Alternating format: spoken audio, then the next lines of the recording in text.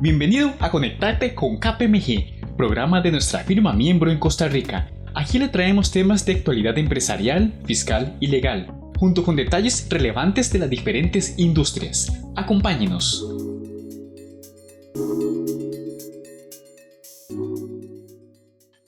Hola, gracias por acompañarnos en este programa producido por KPMG en Costa Rica.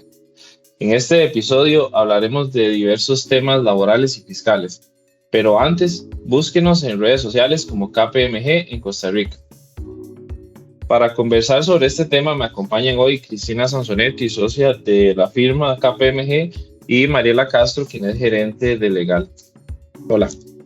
Hola José, hola Mariela. Hola. Hola. Para este podcast hemos pensado conversar acerca de un tema que tiene relevancia para cualquier empresa, ya que todas tienen colaboradores que están sujetos a relaciones laborales. El tema a tratar es la normativa laboral y su incidencia en la aplicación de las cargas sociales y el impuesto al salario. Tal vez para empezar a delimitar este tema, me parece que es importante, Mariela, que pudiéramos definir qué es el salario como tal, desde la perspectiva laboral.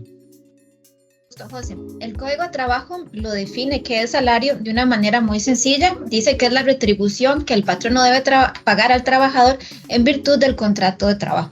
Adicionalmente, se refiere también al salario en especie, que son todos aquellos beneficios que recibirá el trabajador en virtud del contrato de trabajo. Como vemos, ambas definiciones por sí mismas no permiten la aplicación diaria de la determinación de todos los beneficios que puede recibir un trabajador para determinar cuándo es salario y por ende las implicaciones en seguridad social. Para esto vamos a requerir analizar siempre caso por caso en concreto, echando mano también de lo que ha dicho la jurisprudencia tanto de tribunales como de la Sala Segunda. Ahora bien, hay un tema que justamente usted está tocando, Mariela, y que es bastante importante, que es las cargas sociales. Con base en esta definición de salario que usted nos mencionaba, ¿cómo pueden las empresas identificar cuáles son aquellos rubros sobre los cuales se deben necesariamente aplicar las cargas sociales y cuáles no? Sí, José. Primero hay que ir analizando uno por uno cada beneficio que otorgue la empresa a sus trabajadores para ir determinando cuándo son beneficios salariales y cuándo no, ya que cualquier beneficio salarial que se otorgue a la empresa deberá ser considerado para pago de cargas sociales y también para el cálculo de los beneficios que tiene el trabajador, llámese aguinaldo, vacaciones, preaviso y cesantía, ya que toda determinación de salario va a tener repercusión en los eventuales cálculos que va a tener o beneficios que va a tener el trabajador. Muy bien, muchas gracias, Mari. Esa definición en definitiva nos ayuda justamente para seguir con esta otra consulta que le vamos a hacer a Cristina, que es con relación al impuesto al salario, porque tal vez la ley del impuesto sobre la renta tiene una definición muy amplia e inclusive algunas veces se aleja de la definición laboral, ya que se extiende en algunos parámetros. Entonces, tomando en cuenta esto, Cristina, nos gustaría saber cuáles son las condiciones que establece sobre la renta para que estos pagos de naturaleza salarial que se pagan bajo la relación laboral también se tengan que gravar con el impuesto al salario, dejando de lado, digámoslo así, el tema de las cargas sociales que, como nos decía Mariela, es bastante casuístico. Claro, este es un tema súper interesante, José, y ha venido, digamos, de alguna manera teniendo algunos ajustes o moviéndose en el tiempo de cómo la administración tributaria y los tribunales que resuelven temas en materia fiscal han venido analizando la aplicación de los ingresos que forman parte del impuesto al salario. ¿Por qué? Recordemos que nuestra ley del impuesto sobre la renta del año 80 y tantos, 88-89, fue reformada en el 2019, bueno, entró en vigencia en el 2019 con la Ley de Fortalecimiento de las Finanzas Públicas. En tema de salario se ajustaron pocas cosas, únicamente se aumentaron las tarifas, antes llegaba hasta el 15, se aumentaron del 20 al 25, y se ajustó un tema de pagos al exterior, digamos que había una diferencia. Pero la definición de salario o cuáles son las rentas que dan lugar al hecho generador del impuesto al salario se mantienen exactamente idénticas. Y entonces ahí es importante revisar que el artículo 32 establece que las personas físicas domiciliadas en el país se les aplicará un impuesto mensual a cargo del empleador, es decir, el empleador es el responsable de aplicar las retenciones del impuesto a salario, es decir, es quien tiene la responsabilidad de analizar cuándo una renta que le está pagando un empleado está afectada al impuesto, y en caso de no aplicar la retención adecuadamente o no aplicarla sobre la base correcta, va a ser responsable de pagar cualquier ajuste, multas y sanciones que se puedan derivar. Diferente de otros países, donde los empleados tienen la obligación de presentar sus propias declaraciones. Aquí hago un paréntesis. Básicamente, antier se presentó ante la Asamblea Legislativa la guía de cuál va a ser la estrategia fiscal de este gobierno por el año 22-26, y cuando uno ve los cuadritos que forman parte de la política fiscal, se establece que viene de nuevo renta global. El proyecto de renta global dual cambiaría lo que estoy diciendo en este momento, porque a pesar de que el patrón no tiene la obligación de practicar una retención, los empleados van a tener también obligaciones de presentar sus declaraciones y va a haber un tratamiento muy distinto a como se graba hoy día. Pero volviendo a que tenemos hoy, la foto de hoy, es un hecho generador amplio que tiene varios supuestos. Tiene 4 incisos, en el cual el inciso A graba, como bien lo decía Mariela, todo lo que se pague, sueldos, sobresueldos, horas extra, bonificaciones derivadas al rendimiento. Luego tiene un inciso B, donde no necesariamente se refiere a relación de dependencia, porque son pagos por dietas y a ejecutivos, donde hay una relación no necesariamente laboral de dependencia, pero también hay un hecho generador para efectos de renta, que se considera que paga impuesto al salario, o una tarifa específica, que es el 15%. Y luego hay otros ingresos, el cajón desastre, ¿verdad? El inciso C, donde la administración tributaria ha metido absolutamente todo lo que el patrono pague a un empleado en función de dependencia. Incluso pagos o beneficios que lo pueda dar la casa matriz o una entidad del grupo económico. La jurisprudencia se ha entendido ampliamente y para efectos fiscales, incluso, por ejemplo, en algunas multinacionales que se den acciones, ¿verdad? Con los famosos planes de acciones, aunque lo esté dando la casa matriz, por ese inciso C, que es una gratificación, se ha considerado grabado. Entonces, desde una perspectiva fiscal, el concepto es amplio. El hecho generador, quedándonos solamente en lo que son las rentas salariales, lo constituye cualquier pago relacionado a esa prestación de dependencia que está dando el empleado. El elemento subjetivo, pues obviamente es el empleado, que tiene que ser una persona física residente en Costa Rica. Si es un empleado no residente, pues nos tenemos que ir a otro impuesto, también de dependencia, pero es otro impuesto que, acordémonos que Costa Rica todavía tiene un sistema cedular, entonces tendríamos que movernos al impuesto de remesas al exterior.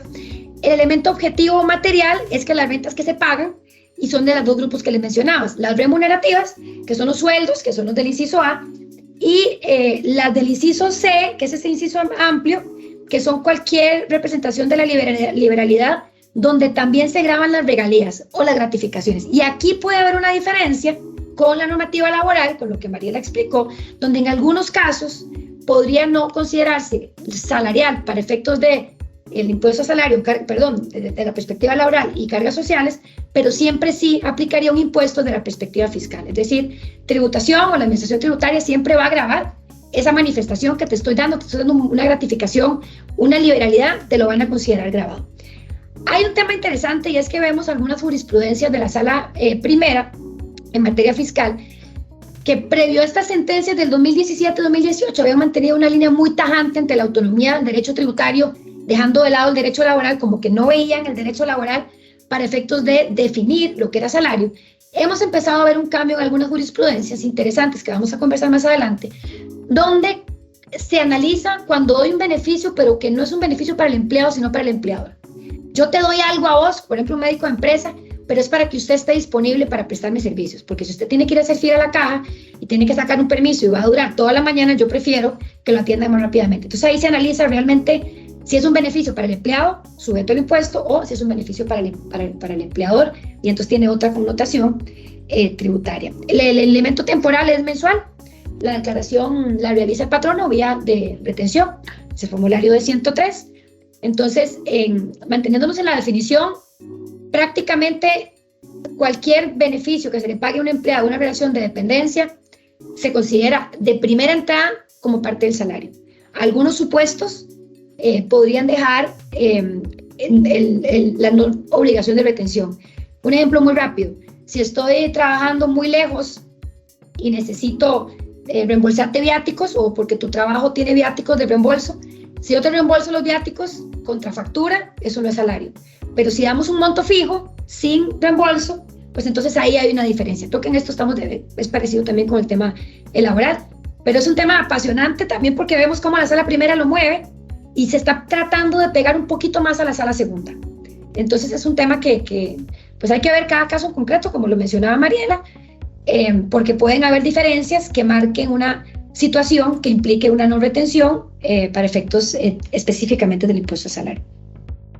Tal vez para ver casos un poquito más concretos de esto que nos menciona Cristina, podríamos verlos algunos ejemplos y que Mariela y Cristina nos mencionen cada una los temas relevantes a tomar en cuenta desde la perspectiva laboral y también desde la perspectiva del impuesto al salario.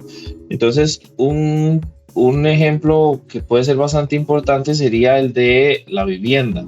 Por ejemplo, si una compañía le otorga una vivienda o le paga el alquiler a un empleado de la vivienda donde vive, valga la redundancia, ¿cómo se debería tratar esto desde la perspectiva laboral y fiscal? Entonces empezamos tal vez con Mariela, con la parte relacionada con la relación laboral. Sí, claro, con gusto, José. En el tema, como decía usted, de vivienda, hay que tener muy claro un aspecto. La ubicación de a dónde es que se está otorgando la vivienda y el lugar de realización de las labores. En este sentido, el ejemplo más claro que nos permite diferenciarlo es, por ejemplo, si por las labores que está realizando el trabajador es, por ejemplo, en una zona bastante alejada, que no le permitiría realizar sus labores, la necesidad de tener que estarse trasladando en grandes distancias. En ese caso, si el patrono le otorga la vivienda o el alquiler, como usted mencionaba, para que pueda facilitar la realización de las labores, en este caso no se consideraría como salario. Diferente sería, por ejemplo, que en San José se otorgue la vivienda y está bastante cerca del lugar de trabajo, ahí sí sería un beneficio salarial y por ende tiene que ser reportado a la Seguridad Social y tomado en cuenta para los beneficios salariales, como comentábamos hace unos instantes: aguinaldo, vacaciones, cesantía, preaviso, etc. Aquí hay un punto importante que hay que tener en cuenta y lo vamos a retomar también más adelante. Es que el artículo 166 del Código de Trabajo establece que si no se indica de manera previa, existe una presunción de que va a ser estimado en el 50% del salario. Entonces, ¿qué es lo que pasa con esto? Una buena práctica es establecerlo desde el contrato de trabajo, cuál va a ser esta estimación para efectos de seguridad social y de los beneficios. Pero el mismo artículo 166 lo menciona, admite prueba en contrario. Entonces, el patrono va a tener que analizar las condiciones del beneficio que se está dando, y voy a adelantarme, pasa igual con lo del vehículo. No es lo mismo un vehículo último modelo, que a la larga pueda significar más del 50% del salario, que tal vez un carro más modesto, una casa más modesta, que pueda a la larga significar un beneficio menor al 50% del salario. Entonces hay que tener en cuenta, repito, la naturaleza del bien que se está otorgando, buena práctica en establecerlo por escrito, siempre tomando en consideración la naturaleza del bien, ya que existe una carga de la prueba, una presunción de que se va a otorgar, de que es de naturaleza salarial, y la presunción del 50%. Y ahí en materia fiscal, José, es similar. Vamos a ver, el artículo 56 del reglamento define que las rentas otorgadas por el empleador, como salarios en especie, gastos de representación, gastos confidenciales, vehículo, cuota de combustible, asignación de vivienda, para estos familiares se considera salario en especie para efectos de impuestos sobre la renta. Y aquí hay un tema importante: cuando se reformó la Ley de Fortalecimiento de las Finanzas Públicas y se incluyeron 2 tarifas adicionales, 20 y 25, se mantuvo en el inciso C que las rentas en especie iban al 15%. Entonces ahí hemos visto cómo algunas entidades han preferido darle vueltas, la forma de darle el beneficio al empleado, y en vez de darle el dinero para que el empleado se pague su casa, pues tal vez la empresa tener directamente el contrato y darlo como un salario en especie, de esta manera, con base en la ley y todo, digamos, en cumplimiento pleno de la normativa, aplique un 15% en lugar de sumarlo a la escala salarial. Obviamente eso aplica para salarios muy altos, porque no les va a aplicar la parte exonerada, porque es un impuesto, digamos, que aplica sobre el monto bruto concedido. Ha habido múltiples casos de cuantías interesantes en sectores turísticos, agricultura, donde por la lejanía, como comentaba Mariela, tienen que mover ejecutivos a zonas alejadas. Esos ejecutivos tienen su casa en San José o en Heredia o donde vivan en la zona central del país, y tienen que viajar tal vez de lunes a viernes, y tienen que darle un lugar donde dormir porque no podrían viajar día con día. En esos casos uno debiera pensar que ese otorgamiento de vivienda es indemnizatorio, porque realmente es una herramienta de trabajo. Yo no te estoy dando un beneficio a mandarte a vivir a no sé cuántos kilómetros de distancia de tu casa, de tu círculo, de tus familiares, y es un tema más vinculado al trabajo. Hay otros casos donde hay una movilidad total, y como parte de los beneficios para que se muevan de zona, especialmente en las zonas más turísticas, se les da una vivienda, un condominio, ¿verdad?, donde hay piscina, donde hay otro tipo de facilidades, y la administración tributaria ha visto esos casos de una manera distinta y ha considerado que en esos casos sí hay un beneficio, y en esos casos, digamos, sí aplica el impuesto. Es casuístico. Hay jurisprudencia encontrada a nivel de la Sala Primera respecto de si en algunos supuestos puede considerarse como una herramienta de trabajo, como indemnizatorio o no. Ahí lo importante es tener todo muy bien documentado, muy bien explicado, y no aplicar una política general pareja para todo el mundo, sino que haya situaciones específicas. Con el caso de los expatriados, pues es diferente, porque estoy trayéndome el expatriado del otro lado, es parte del paquete de remuneración que doy, y típicamente en esos casos, siempre, por lo menos a la perspectiva fiscal, sí hay múltiples oficios de la Dirección General de Tributación indicando que aplica la retención del impuesto sobre el salario. Recordemos que si yo no aplico el impuesto al salario, tengo el riesgo de que me rechacen la deducibilidad del gasto.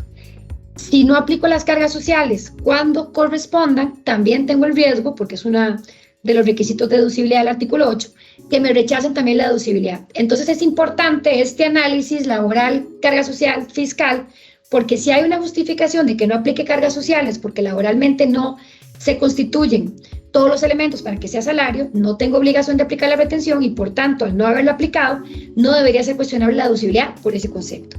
Pero ahí sí se recomienda tener opiniones de expertos laboralistas, no sé, un defense file, claro, que permitan decir por qué no aplicaba la normativa laboral, para que cuando llegue el auditor tributario, no apliquen la norma, ¿verdad?, tajantemente, sino que podamos indicar estas diferencias y evitar un ajuste fiscal que pueda generar una eventual fiscalización. Muchas gracias ambas por sus aclaraciones. Tal vez sí podemos ver este siguiente ejemplo que tiene muchas particularidades y que tal vez Cristina ya nos mencionaba un poco algunas cosas, y es con relación a los planes de salud. ¿Qué pasa con los planes de gastos médicos o los seguros que las compañías le pagan a los empleados justamente para cubrir sus necesidades de servicios de esta naturaleza? En ese caso, Mari, serían laborales, y Cristina, se deberían de gravar con el impuesto al salario.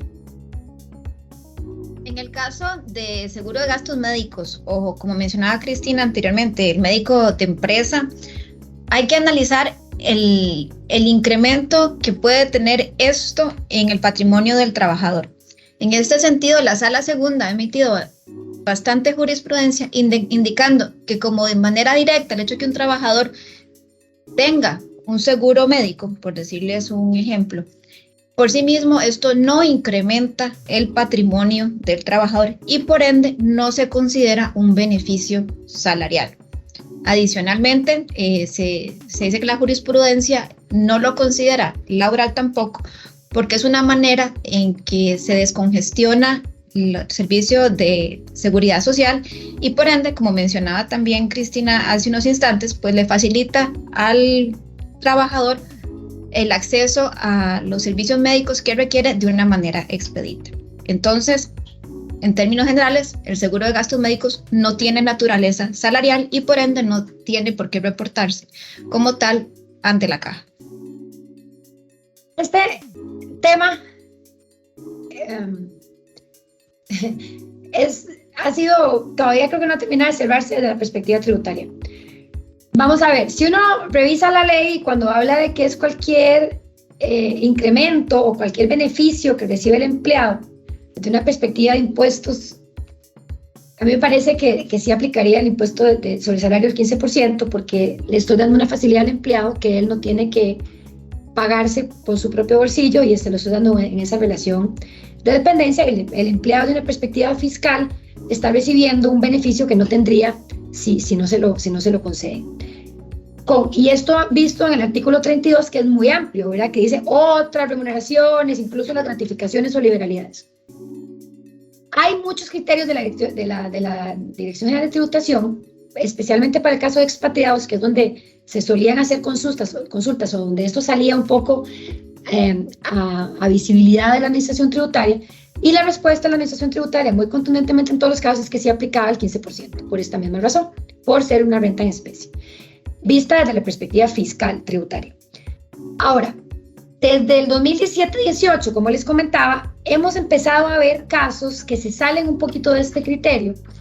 Hemos empezado a ver casos donde la administración tributaria y el TFA han rechazado la deducibilidad del gasto de las pólizas de gastos médicos, no porque no se haya practicado la retención, sino porque han llegado a considerar que no son gastos útiles y necesarios con la empresa, ¿verdad? Ahí yo sinceramente no veo la conexión del criterio de la administración tributaria para efectos de rechazar el gasto.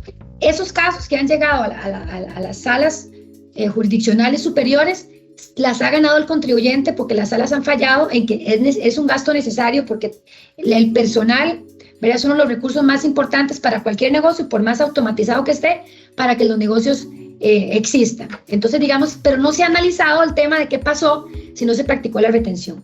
Luego hay otros casos donde sí se han ido sobre la línea de que te rechazo el gasto porque no se practicó la retención del impuesto sobre la renta, y hay un par de sentencias, una del 2017 de la Sala Primera, donde la Sala Primera falla a favor del contribuyente indicando que no correspondía salario por el caso que le mencionaba antes, que era un beneficio para el empleado, para el empleador, para el patrono, porque pagar pólizas de gastos médicos generaba que el empleado no tenía que hacer filas largas ante la caja. El caso fue bastante bien llevado, se presentaron incluso estadísticas de lo que de las listas de atraso de la caja y cómo podía impactar eso en el curso normal de las empresas. Entonces, este es un tema que hay que revisar en detalle para tomar una posición, y que esa posición sea constante y que esa posición se aplique de manera consistente en la empresa, que no se vayan a aplicar para un grupo sí, para otro grupo no, porque a veces hemos identificado esas situaciones y eso lo que puede generar es algún riesgo mayor en caso de una fiscalización. Y finalmente, me gustaría retomar un concepto que Cristina mencionaba hace unos minutos, que es el tema de las gratuidades o las liberalidades del patrono. Tal vez aquí, Mari, me gustaría ver si podemos delimitar un poco ese concepto para que las personas que nos escuchan puedan saber cuándo es una gratuidad y cuándo no, y finalmente también repasar nuevamente lo que Cristina nos mencionaba del impuesto al salario en estos casos. Pueden haber muchos tipos de gratuidades, lo que nos va a permitir a nosotros analizar o otorgarle o clasificar de manera correcta una gratuidad, una liberalidad, es la determinación de su relación con el servicio.